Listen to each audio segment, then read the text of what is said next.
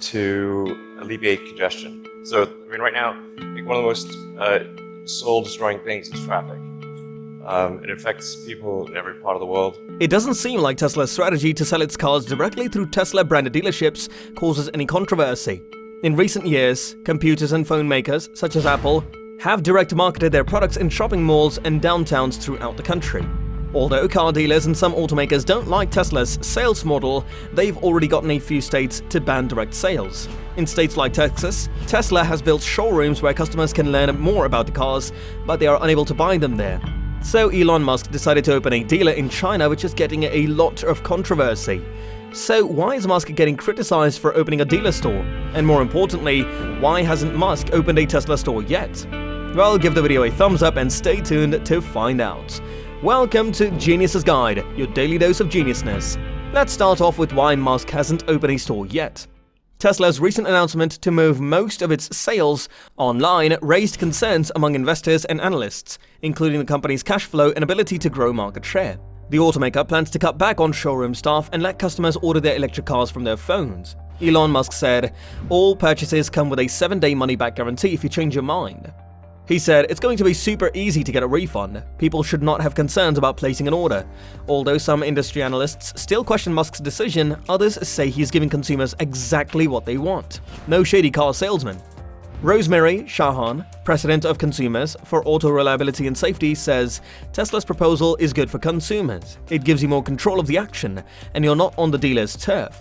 According to the FTC, buying a car has become one of the most dreaded chores. And over the last 5 years, the FTC has gotten more than 104,000 complaints about the auto industry. And even though auto repairs, gas prices, and other complaints are included in the FTC data, consumer complaints about auto sales and leasing accounts for almost 70% of the complaints filed against the industry.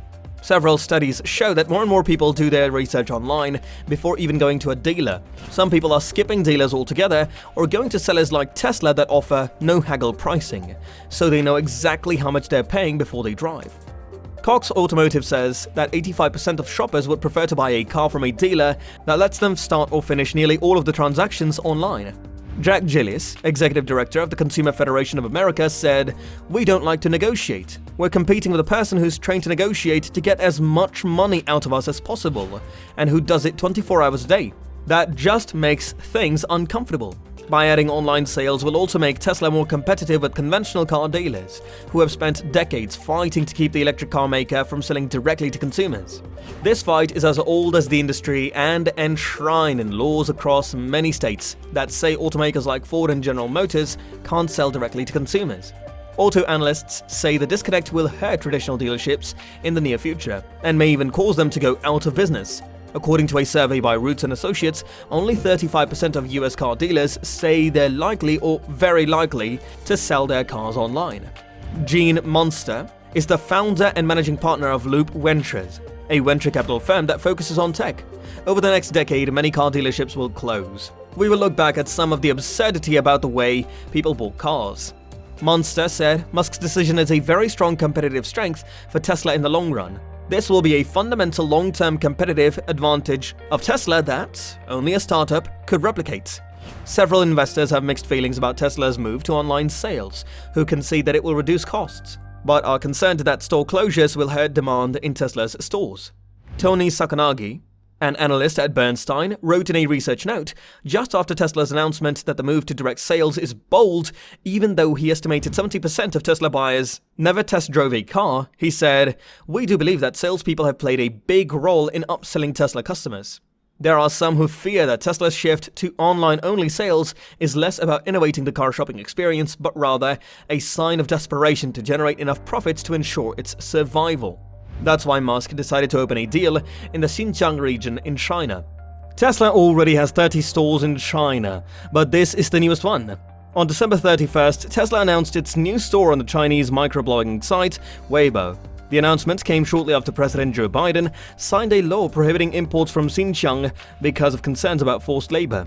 The new Tesla store is set to feature sales and delivery services. The Post said, in 2022, let us together launch Xinjiang on its electric journey. The Post also included a photo of people holding signs that said, Tesla, Heart, Xinjiang. Tesla has also come under fire in the US, opening a showroom in China's controversial Xinjiang region, which has long been a source of controversy. Elon Musk, the billionaire behind the company and its founder, opened the new showroom in the city of Urumqi on New Year's Eve. However, the move has been welcomed by some in China. China has been accused of slavery and genocide against the Uyghur minority in the resource-rich western region of the country. Republican Senator Marco Rubio, who sponsored a bill signed into law by President Joe Biden in December that requires firms to prove that goods imported from Xinjiang were not produced with forced labor, spoke out about Tesla's decision. Mr. Rubio tweeted, "Nationless corporations are helping the Chinese Communist Party cover up genocide and slave labor in the region." According to Scott Paul, president of the Alliance of American Manufacturing, companies doing business in Xinjiang are complicit in the cultural genocide there. But Tesla's actions are especially despicable. On the other hand, Tesla's new showroom in China has been widely praised by its many Chinese users. One user posted, "Thank you for expanding in Xinjiang. Happy New Year." Another said, "You see, Tesla supports the development and construction of Xinjiang, unlike some companies." Last year, US microchip giant Intel issued an apology after receiving criticism for a letter it sent urging suppliers not to source products or labor from Xinjiang. A letter from the company sparked anger in China, with some calling for a boycott of the company's products. This is not the first time a company like Intel has come under pressure due to its intentions to comply with the sanctions imposed on Xinjiang while continuing to do business in China.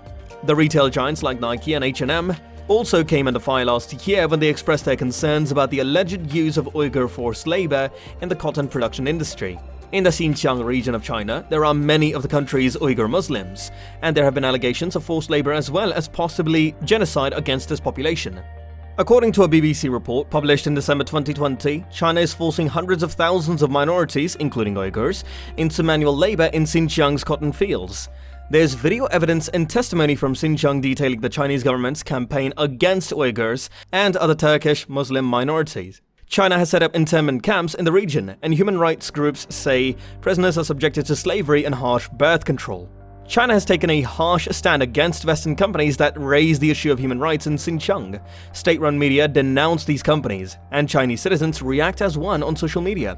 Walmart Incorporated was the most recent company to acknowledge the Xinjiang situation by pulling products made there from its stores last month, which prompted a government agency in China to criticize the company's stupidity and short-sightedness.